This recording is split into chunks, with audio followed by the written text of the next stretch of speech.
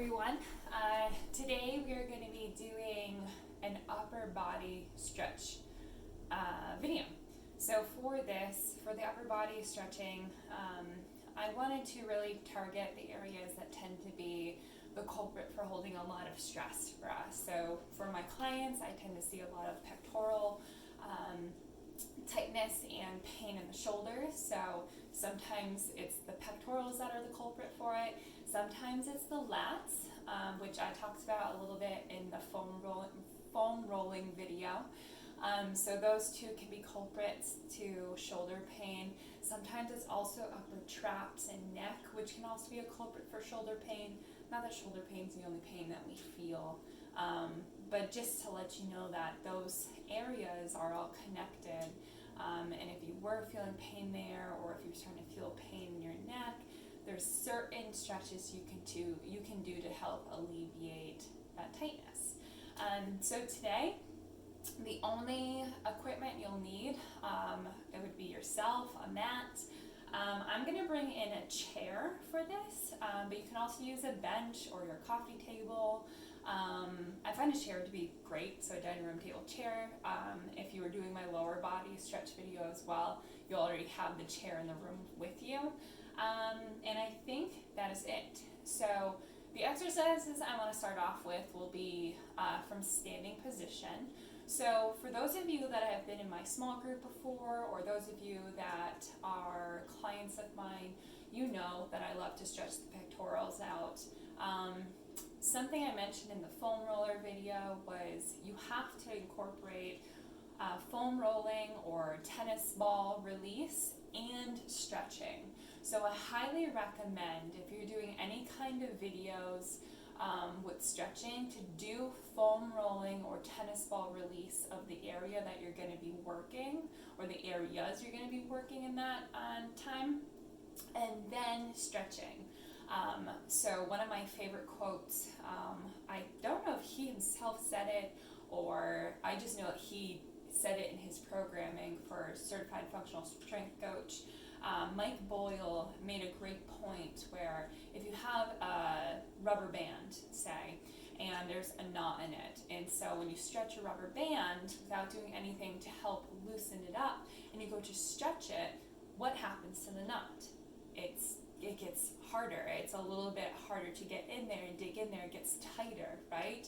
But to say, if you were to take a tennis ball or a lacrosse ball or a foam roller to that knot, well, with a rubber band, it doesn't work. But with a muscle, if you promote blood flow and you start to break up the knot a tiny bit more with a tennis ball or a foam roller, then you go to stretch, you're going to have a much better stretch, and that knot won't be quite as tight as if before you did your foam rolling. Hope that made sense, but that's always stuck with me as well. So for this, really make sure that you foam rolled or pec released, or use the tennis ball to help open up and bring blood flow through to your fascia into the areas that you're going to be working. Then you're going to incorporate stretching. All right, so we're going to start off by standing. So for our first one, we're going to be doing for your pectorals.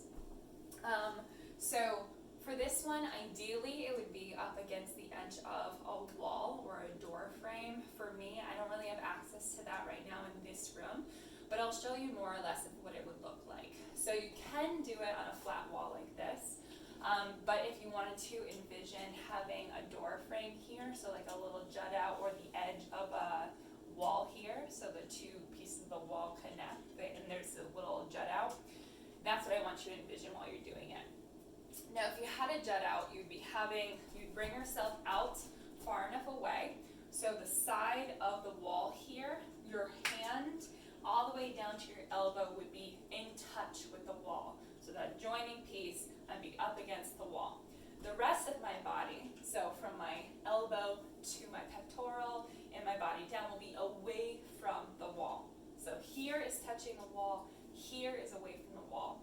I would take, if my left arm's on the wall, I'm going to step forward with my right leg, and then I'm going to push myself against the wall and bring my chest forward through the door frame or through the wall here.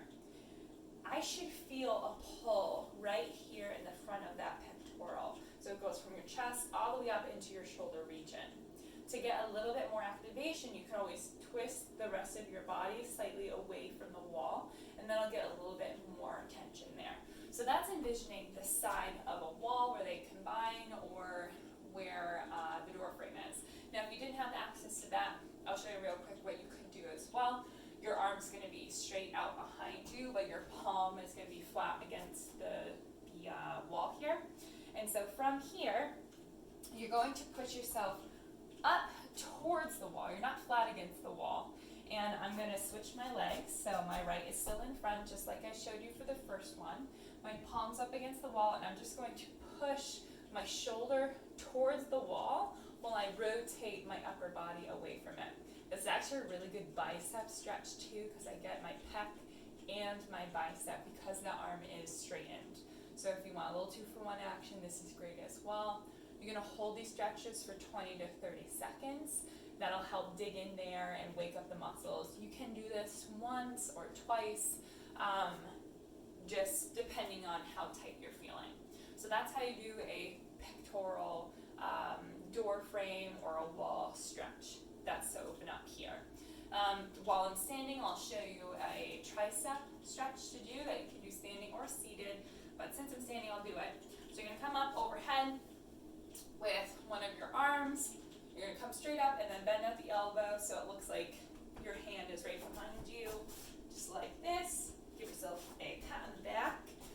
You're going to take your other hand, you're going to come up and you're going to press that elbow back behind you just a little bit. So you should feel a nice stretch right here in the back of that arm that's on top. Just a nice gentle pull towards the back wall. Take some nice deep breaths. I don't want to see you arching excessively while you're doing this. You just should feel natural, straight up and down, and just push that arm back a little bit. And then repeat on the other side after 20 to 30 seconds. Make sure you're breathing, because it's really easy to hold our breath, especially when we're uncomfortable from stretching. So that's how you do tennis or pec release, and then that's how you do a tricep stretch as well. Now, the other things that you can do too, I'm going to start to come down into kneeling here. You can do this one seated as well, or standing, but this is for the neck. So for me in particular, anytime I get a headache, I can always feel it stem from my upper traps, which are the muscles that are closest towards your neck, shoulder region. So it's almost like those little caps you get up here when you're flexing hard. You can see the muscles there. But these get really tight and they create tension, and then you can get tension headaches, and they come up into the back of your neck, and you can feel sometimes it wrap around your head and into your sinuses and everything. So this is a nice activation, a nice little release that you can do for momentary relief. Do it as many times as you want to, but again, just holding it for about 20 to 30 seconds, and you'll feel really released into the neck region. So for this, I'm going to stretch my right side. I'm going to bring my arm out almost like I'm telling someone to stay away from me, okay? So my hand is out, it's extended, it's not straight out to the side, it's kind of pointed down here, but I feel like I'm leading through my palm, okay? So I'm pushing out here, telling someone to not come any closer, and then from here, I'm going to take my opposite hand and pull my neck over directly to the side. What I'm experiencing is a pull through my neck, all the way down to my shoulder, and down into my bicep region as well. This is a great one to do if you want to get a full, if you want a couple of different muscles stretched here. So you're coming over to the side, breathe through it, nice deep breaths. And then from here, you can come up, release, kind of check in with the body, or you could come over to the side and then start to go down. Looking down, you might create a double chin here, but basically you're going to get towards the back of that neck by bringing the chin down, which tends to be really tight, and that also helps get into those upper traps. Don't neglect pushing out through the hand. We come up, back up, release, roll the shoulders a bit. You can bring your neck side to side. You should be able to feel that it's been released there. So that's how you do a neck stretch. For a scap stretch, this one's nice, pretty simple to do. So basically what you're going to do is seated or in kneeling here. If you want to stretch your right scap, you're going to have your right arm out, and then your left hand is going to grab your right wrist, and you're going to almost feel like you're in a cat-cow position, but you're going to do the cat part of it. So I'm going to show you from the side.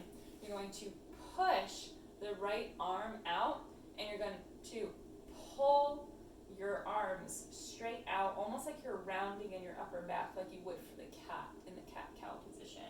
So by pulling the right arm out and forward, you should feel this scapula back here get pulled forward away from your vertebrae, which tends to be really sensitive for people, or it tends to be where we hold a lot of stress. You pull it out, you can drop your head down a little bit with you. Just try not to let the shoulders go right up toward your ears.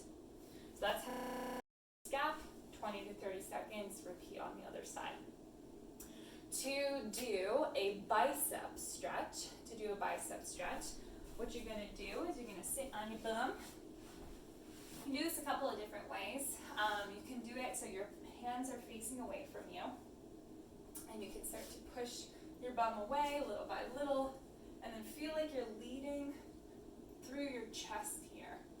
All right, you're leading through your chest, but your hands are behind you, pushing you to the ground, and you'll feel a nice stretch in the front shoulder all the way down to your bicep there. You can do it that way, or you start off seated and you start to walk the hands back until you start to feel a stretch there. Sometimes this can be awkward for people, moving their bum away from themselves. So yeah, so we got the pectoral release. We have our neck stretch. We did a tricep release. We did a scapula release. Oh, I wanted to do a lat release. So for lats, it's right in here. Those of you that saw my foam rolling video, you already know a good portion of that. The lats and the pecs tend to play into place sometimes. So I'm going to grab my chair that I want to use. So for the chair, basically what you're going to do is you're going to come down onto kneeling, but bring your knees far enough away from the chair. I'd say about, a foot-ish, maybe a little bit more. What you're going to do is you're going to put your elbows on top of the chair here. From here, you're going to bring your booty back, feeling like the arms are glued onto the chair and your booty is getting pulled backwards. And then you're going to drop your head down and bring the elbows or the hands back.